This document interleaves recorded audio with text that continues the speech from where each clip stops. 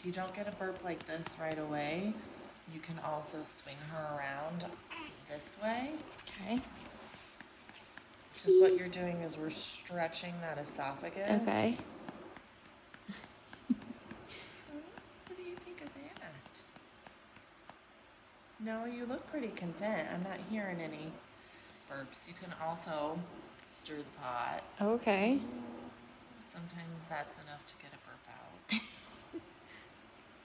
Sometimes too, instead of patting, if you just do a little squeeze, Okay. massage, it's enough to, they'll kind of squeeze those muscles. Okay.